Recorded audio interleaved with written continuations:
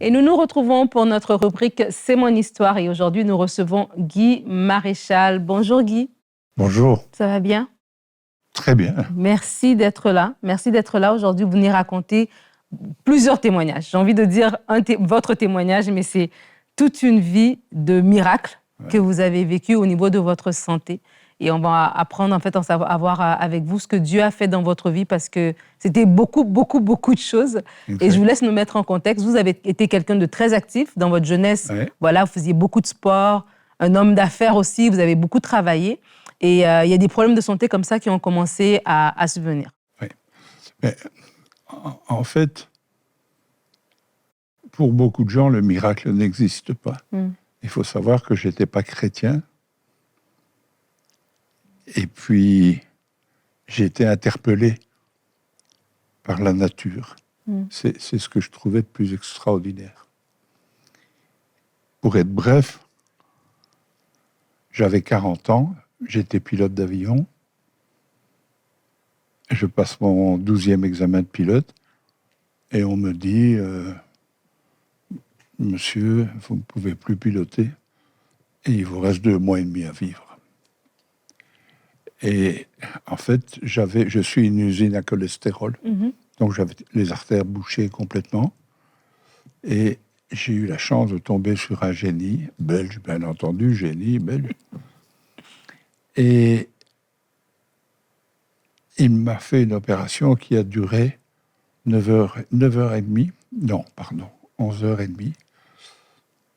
Et l'anesthésie a duré 27 heures. Oh. On m'a fait 5 pontages.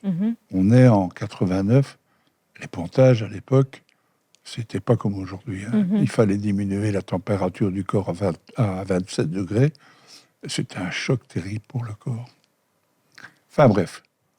Et puis le temps passe, et puis, entre-temps, je commence à avoir des problèmes, et je prends un médicament, je ne vais pas citer le nom du laboratoire, ça ne sert à rien. Et je prends un médicament, et un jour, je suis pas loin de Bruxelles, et je me rends compte qu'il y a un problème, je ne me sens pas bien. Je rentre dans la cuisine de l'hôtel, du restaurant, dans la cuisine du restaurant de l'hôtel où je dormais. Et là, je tombe. Okay. Et je dis, Marianne, c'était la propriétaire, appelez une ambulance et dites-leur que je fais un AVC. Et là, je tombe, et quand je tombe, je suis paralysé des 4 membres et aveugle. On m'emmène dans un premier hôpital, à Chimay, qui, eux, disent, après 2 heures, il n'y a rien à faire, c'est fini pour lui. On m'emmène à Charleroi, et il y avait 9 neurochirurgiens, et il y en a 7 qui disent, c'est fini pour lui. Mais il y en a 2 qui disent, attendez, on va voir, c'est pas nécessairement fini. Et quand j'arrive, on me fait une trachéotomie, la première chose, puis on me trépane une première fois, et on m'enlève 1,5 litre de sang de la tête. Et puis on va encore, dans les 11 jours qui suivent, me trépaner 2 fois. Trépanation est une opération très délicate. Oui. Et puis les médecins font comprendre à ma famille que c'est fini, quoi. Et puis, après 46 jours de coma, bon, vous avez vu, je fais 1m93, 105 kilos. Ça, c'est mon côté féminin. Je triche parfois sur les chiffres.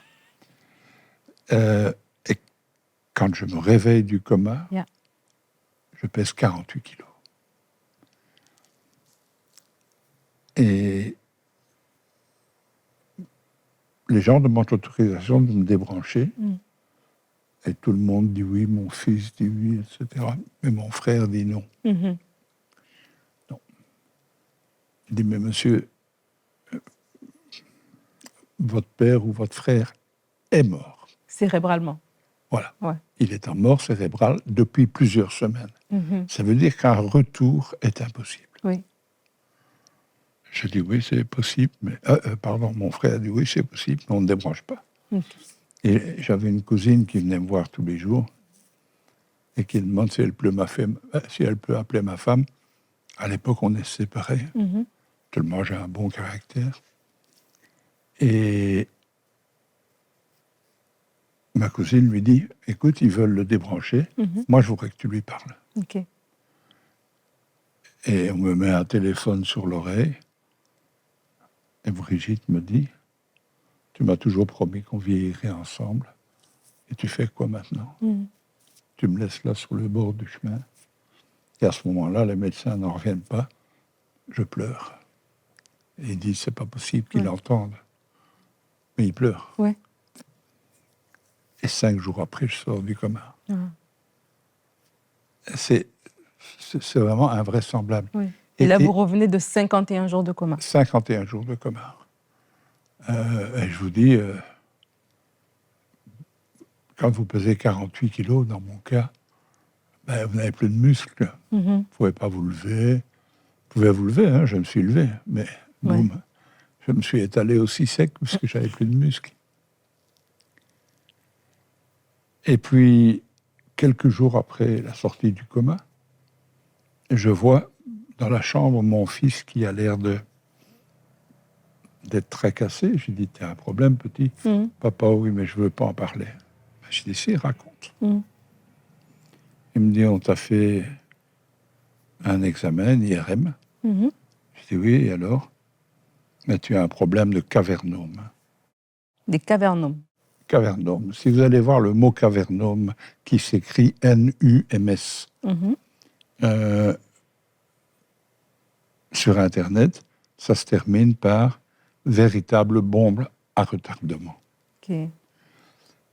Et je lui dis, bah oui, j'ai le cavernome, ok, c'est une tumeur au cerveau. Ben, on va aller à Saint-Luc, là où j'ai été opéré. Et il dit, oui, mais tu as 43 tumeurs, papa. Je dis, oui, d'accord, on va aller à Saint-Luc. Et il me dit, papa, tu veux bien m'écouter? Je suis en train de te dire que tu vas mourir. Et j'ai dit, non, petit. Tu vois ce Dieu auquel tu ne crois pas, il ne m'a pas fait sortir d'un AVC pour me laisser mourir. Et puis, on m'amène à l'hôpital. Et là, les gens sont stupéfaits. Il n'y a plus de tumeur. Alors qu'il y avait 3 hôpitaux qui avaient détecté les tumeurs. Oui. Voilà. Je me souviens encore du médecin qui arrive dans ma chambre avec une dizaine d'autres médecins. On aurait dit une armée mexicaine.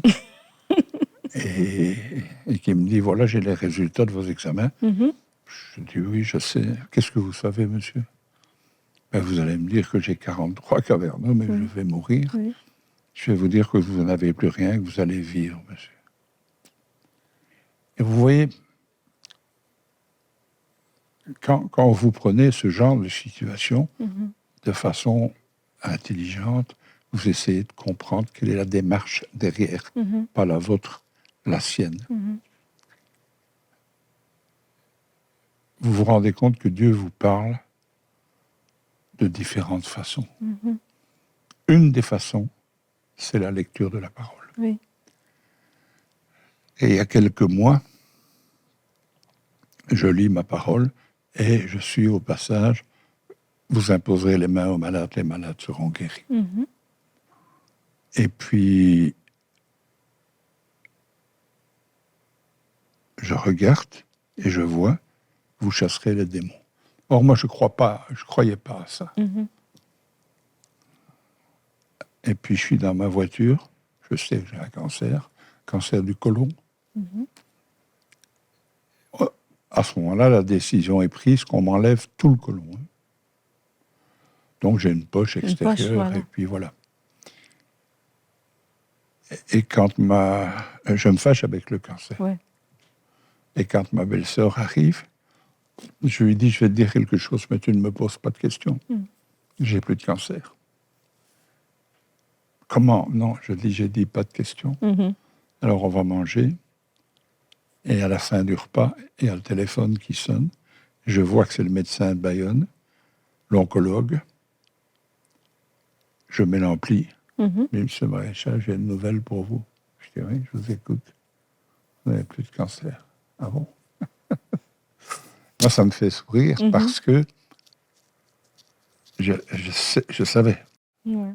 Et ce qui est beau avec votre témoignage, et ça, on en parlait avant le début de l'émission, c'est que vous avez une multitude de miracles que vous avez vécus, mais que Dieu vous a vraiment mandaté aussi, vous a dit de partager votre témoignage, vous le partagez énormément. Ouais. Peut-être certaines personnes ont déjà entendu sur différentes chaînes et tout ça, de télévision, même séculière, hein. Vous avez partagé votre témoignage pour aussi, je crois, votre témoignage atteste de la grandeur de Dieu, de son intervention, de sa souveraineté, comme vous dites aussi. Exactement. Et c'est un encouragement pour tous les chrétiens par rapport à ce verset que vous avez mentionné, de prier pour les malades, imposer les mains aux malades, d'ailleurs, même pas prier, imposer les mains aux malades et les malades seront guéris. Oui. Et cette autorité que vous avez eue, cette réaction devant ce diagnostic de cancer, avec ce prognostic qui a été donné, ce traitement voilà, qui vous dit on va tout vous enlever, vous aurez une poche, vous êtes positionné. Et Dieu a intervenu. Vraiment, je veux vous remercier d'avoir pris le temps de venir nous raconter votre témoignage. C'est toujours touchant. À chaque fois, je m'émerveille de ce que Dieu fait. Et vous êtes un témoignage vivant que Dieu fait des miracles encore aujourd'hui. Et vous savez, j'ai écrit 3 livres. Et il faut voir, ce sont des outils d'évangélisation extraordinaires. Amen. Mais bon, voilà. Merci beaucoup. Bonne journée. Merci énormément.